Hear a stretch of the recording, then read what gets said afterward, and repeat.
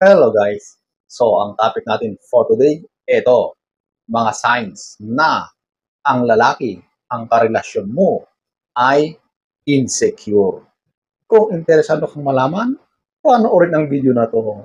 So, without further ado,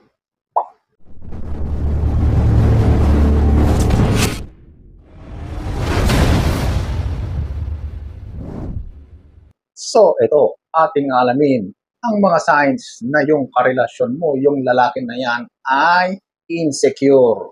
Number one, ito, yung napakasiloso niya. Basta lahat ng bagay ay pinagseselosan at lumalabas yung pagiging insecure niya. Lumalabas na wala siyang tiwala sa kanyang sarili. So kung napapansin mo na yung karelasyon mo ay ganyan, isang sign yan na insecure siya. So masamang pangitain yan sa iyong karelasyon. Kapag ganyan lagi, siguradong hindi maging masaya ang inyong pagsasama. Hindi yan worth na maging long-time partner. So, yan po ang number one. Number two, ito yung ilalove bomb ka. Ano nga ba ang ibig sabihin ng love bomb? Ito yung isang technique, isang uri ng pagmamanipula sa nililigawan, sa karelasyon. Yan po. So, ang gagawin ng lalaki dito, ito yung magpapakita siya lahat ng mga magagandang qualities, yung mga katangian niyang the best. Lahat ng mga katangian ng lalaki na maganda sa paningin ng babae ay yun ang kanyang ginagawa. Pagkatapos niyan, kapag yung babae ay nahulog na sa kanyang patibong, na in love na yan po, bigla na naman siyang maglalaho. Malaki ang chances na takot din pala siya sa isang seryosong relasyon. Hindi niya kayang panindigan yung mga kanyang mga pinagsasabi, yung kanyang mga pangako. Lahat ng mga unang mga sinabi sa iyo ay mga kwentong barbero. Yan po, dahil sa kanyang insecurities, hindi niya kayang gawin. So, ayan po, ang number two.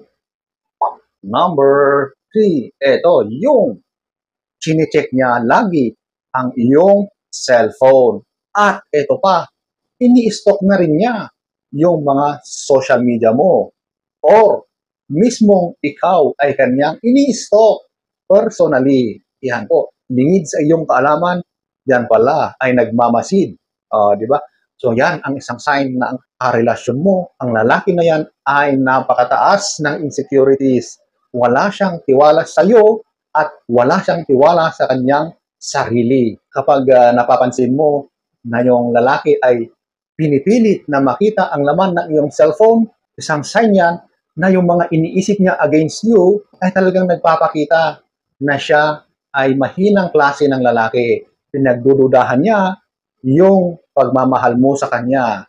Kaya niya gustong makita ang laman ng iyong cellphone, ang mga pinagagawa mo sa SOCMED, kung sino yung mga taong nandyan na kinakausap mo, yung mga nagko-comment, yung mga nagla-like, at lahat-lahat na.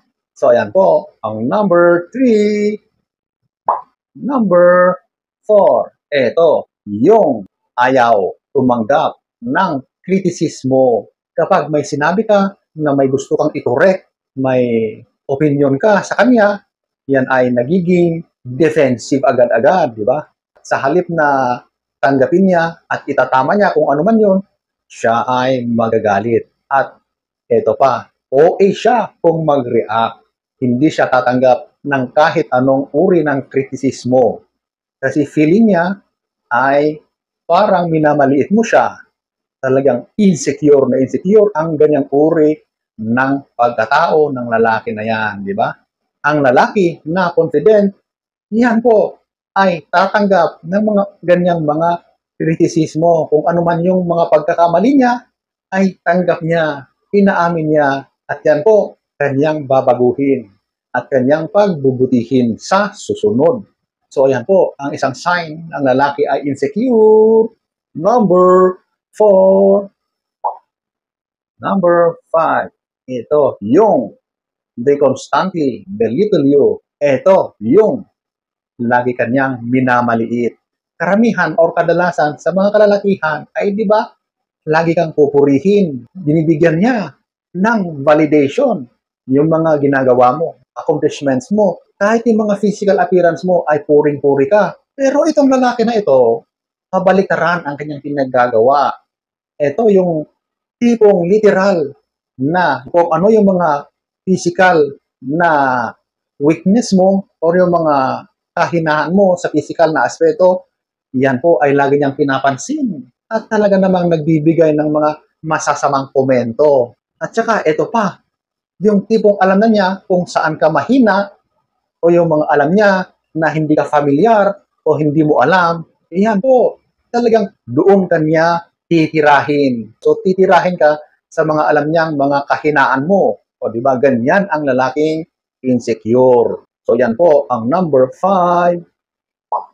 Number 6, ito yung nangangako na magbabago or babaguhin yung mga bagay-bagay na gusto mo or yung mga pinupuna mo sa kanya. Pero kapag wala na siya, wala na rin. Stop na rin yung kanyang pagbabago. So yan lang ay ginagawa niya kapag magkasama kayo. O di ba?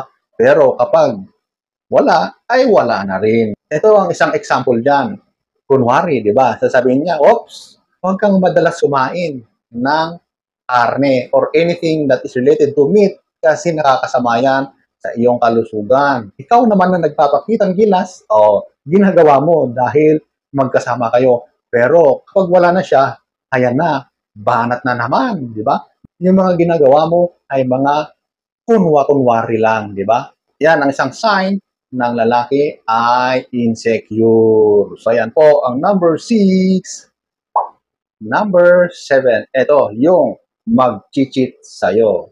Alam nyo, ang pagtataksil or yung pag-cheat na yan kasi minsan, kaya nila ginagawa yan para magkaroon ng validation. Di ba kadalasan yan, yung mga gumagawa niyan, may mga ibang tao rin na talagang pinupuri sila, nagkakaroon sila ng satisfaction, parang nagkakaroon sila ng mas sense of being a man, ganon. Kapag sila ay lalaki, ayun, di ba? So parang yung pagkain ng kanilang ego, pagkain ng kanilang pride, yung pag-cheat.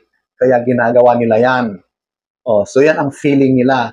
Pero deep inside, talaga namang napakataas ng insecurities nila. Kaya nila ginagawa yan para mapunuan ang kanilang insecurities at ang kanilang ginagawa ay ang pagtataksil sa isang relasyon. So ayan po ang number 7. 2,000 years later. So ayan po ang iilan sa mga palatandaan na ang lalaki, yung karelasyon mo ay mataas ang insecurities niya. So sana ay nagustuhan niyo ang ating topic for today. Next story time, and don't forget to subscribe.